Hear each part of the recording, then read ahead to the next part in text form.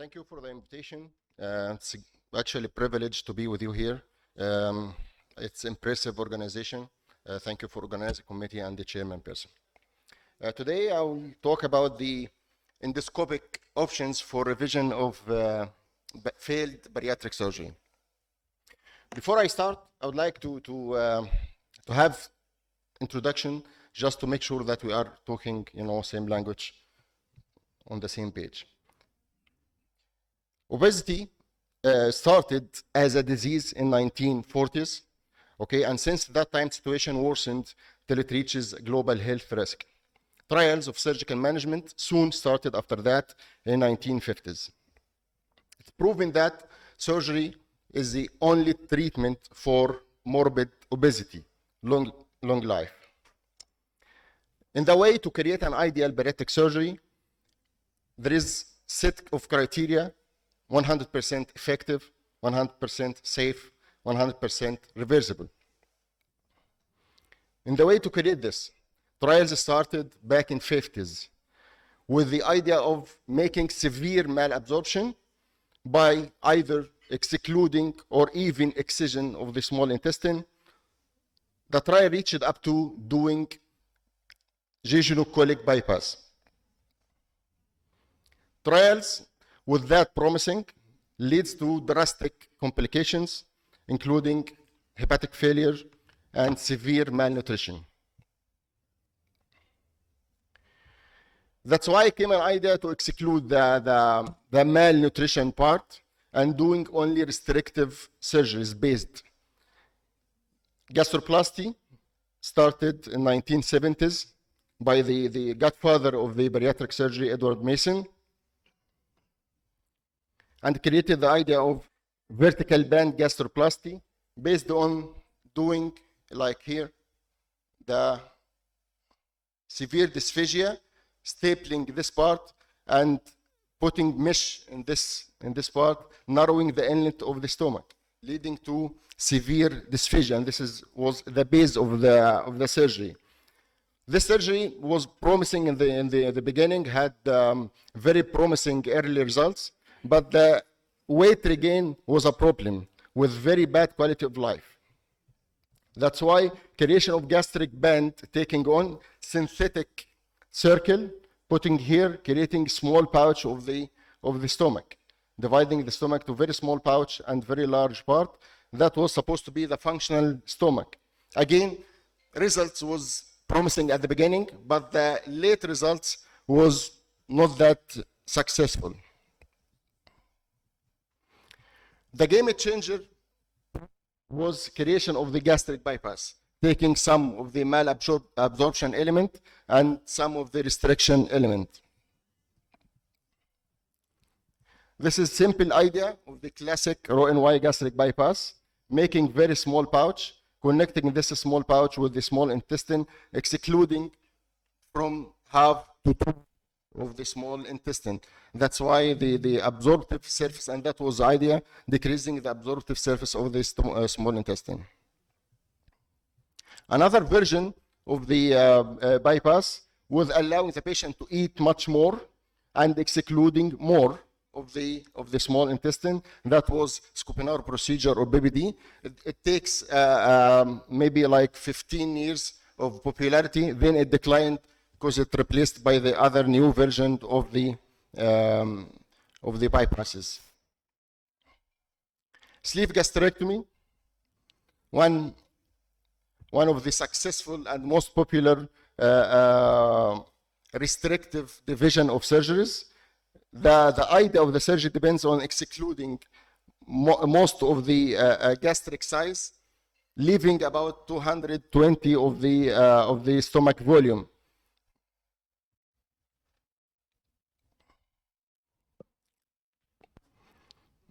1996, about that, creation of the mini gastric bypass takes place, and that is I think the gold standard right now in the malabsorptive part.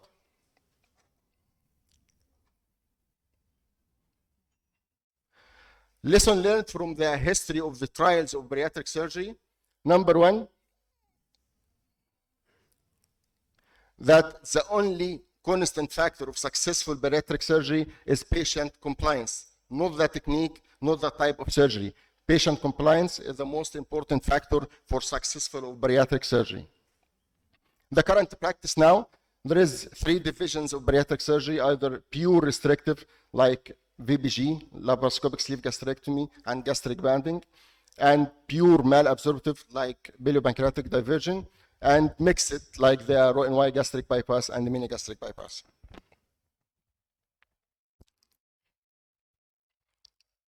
This is the recorded cases in the past 10 years. We can see in like 2011, sleeve gastrectomy cases was about, now it reaches up to about 160K. Gastric bypass, still the same. Gastric band declined dramatic, almost no cases per year. But the revision cases here raised from about 10K till 50K. I believe these are the band cases done from here and move. You know, the late result was that promising, patient wasn't that happy, so we have to revise them. Mechanism of weight loss after bariatric surgery, you know, it's not clear and it is not that straightforward. It's a complex process, but the proven number 1, reduction of gastric volume leading to reduction of amount of food. This is number 1. Number 2, caloric malabsorption by reducing the absorptive surface of the small intestine. Number 3, side effect of the surgery itself due to vomiting, food intolerance, and so on. Hormonal change. There is marked decrease in ghrelin hormone, marked increase in GLP-1, GLP-2, and so on.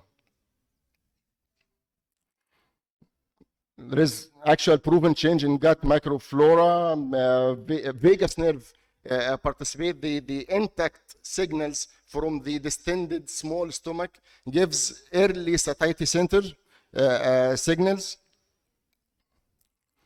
changes in bile acid and changes in food preferences. So it's not one thing I can rely on. I tell the patient you will lose weight because of that. No, it's complex and almost a sharing process the patient and the surgery itself. What are the criteria of success of bariatric surgery? 30% weight loss at 3 months, 50% weight loss at 6 months, and 70% excess weight loss at 1 year. With maintain good quality of life, symptom-free, and can keep these results or achievements for long term. Not the patient responds with the same way. There is patient meets your expectation and have the previous result, and some patient they have no response of very slow weight loss. Another slow weight, they slow losing weight, but they can maintain it. The criteria of failed bariatric surgery, again, it's something controversial, but if the patient didn't lose enough weight, 50% at 1.5 years, 8 months, this is considered a failed bariatric surgery. Weight regain, more than 50%, this is considered failed bariatric surgery. Why surgery is failing? Number 1, because lack of the failed patient, they didn't show for follow-up. Hormones like increase in ghrelin or hypothyroidism, lack of physical activity, mental health, anatomical and surgical factors. Again, dilatation of the pouch, dilatation of the anastomosis. There's complex management. You know, it's tough cases. Not ever can consider it as straightforward. Should be comprehensive assessment, dietary assessment, psychological motivation, enough education, and doing upper GIT endoscopy. When to consider revision of these cases? If the pouch, gastric pouch, is dilated more than 5 centimeters and anastomosis dilated 15 millimeters. This is proposed algorithm for management of failed bariatric surgery. If he is done in first place, restrictive surgery should be revised to malabsorptive case. If the surgery was malabsorptive and the patient showed none or no response, so it should be revised to again malabsorptive case. If the patient lost weight already and regained this weight, now we can talk and we can offer him again surgical option for revision or endoscopic revision for this case. So what's the endoscopic option for failed bariatric surgery? Number one, sclerotherapy. The aim of this is to narrowing of the anastomosis or again resizing of the pouch. First option is doing sclerotherapy, multiple setting for the gastrojejunal anastomosis. Cryoablation, this is new technique, employs cryoablation balloon to apply circumferential ablation of the superficial mucosa. Argon plasma coagulation, usually patient needs about 3 settings over like 6 months. This can be done alone or combined with the endoscopic stitches.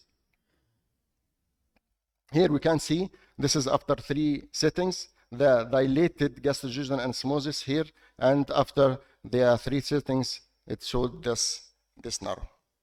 When to stop the sessions? My patient need more if the diameter, this diameter, reached to 10 millimeters or 8 millimeters. The last option here is doing endoscopic stitching for the pouch and the anastomosis,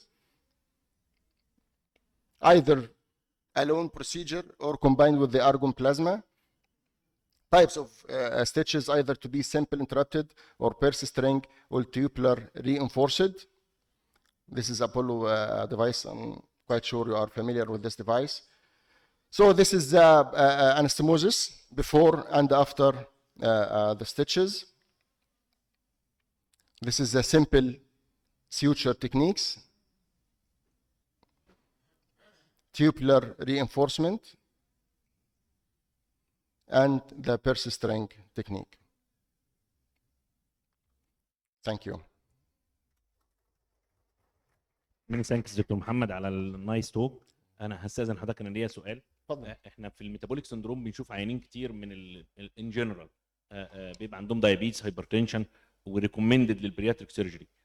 سؤالي في كلير جايد لاينز للعيان الاوبيز مين ادخله برياتريك سيرجري ومين لا، وسبيسيفيك كويشن للعيانين الدايابيتك اللي بيبروموت دلوقتي في كتير قوي من السنترز بيبروموت ان انت لو عملنا لك برياتريك سيرجري مش هتاخد علاج سكر ومش هتاخد علاج ضغط وحياتك هتبقى جميل. ففي جايد لاينز لكده احنا نمشي عليها تبقى ريكومندد للبيشنت العادي في الاكوردنج للبادي ويت او البادي ماس اندكس وللعيانين الدايابيتك والهايبرتنسيف؟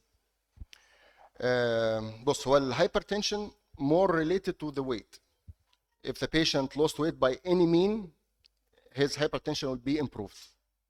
It's not the metabolic surgery in this case. فالhypertension can be improved by weight loss. مالوش جايد لاين هنا يعني. الدايابيتس عيان طبعا لو بي ام اي 35 or more ده ممكن be admitted for bariatric surgery. 35.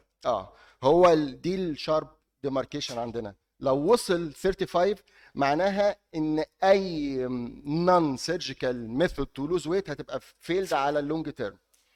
يعني كل الاستاديز بيمشوا العيانين البارياتريك والعيانين النون بارياتريك على السيم بروتوكول، كلهم بيلوز ويت at the beginning، يعني first 2 weeks first months وكده، بس المينتنس هو المشكله. في ثيري اسمها السيت بوينت ان الجسم بيريزيست الويت لوس لو اكتر من 35 بي ام اي هيرجعه تاني لنفس النقطه ديفينيت 100%. اخد بقى 6 شهور، اخد سنه، في الاخر هيرجع لنفس السيت بوينت بتاعته ده لو اكتر من 35. بس برضه يعني هو يعني ستيل كان تراي خلاص. فهو ال 35 هي دي الشارب ديماركيشن. دايابيتس تايب 2 بقى مالوش انا السنتر بتاعي احنا شغالين اكسكلوسيف بارياتريك سيرجري، بنعمل ميتابوليك سيرجري. عيان انا عملت عيان قبل كده بي ام اي 26 وعيان 25 بيجي عندهم تايب 2 دايابيتس، واحنا اوفر ذيم الباي باس اللي هي الميتابوليك سيرجري نوت سليف. السليف برضو ملهاش افكت. السليف الافكت بتاعها زي الدايت، ان انا هنا يلوز ويت او الامبروف باي لوزنج ويت بس. انما الميتابوليك سيرجريز زي الميني جاستريك باي باس، الرو ان واي جاستريك باي باس، هم دول اللي كان اكشولي امبروف ميتابوليكلي الدايابيتس، الديسليبيديميا، الفاتي ليفر، الحاجات دي كلها امبروفنج باي دايركت افكت اوف ذا سيرجري. فالدايابيتس تايب 2 ممكن يعمل لو هو ويلنج البيشنت ممكن يعمل العمليه at any BMI. تايب 2. تايب 1 يعني المفروض بقى تيك تايم، يعني ملوش علاقه. اوكي ثانك يو.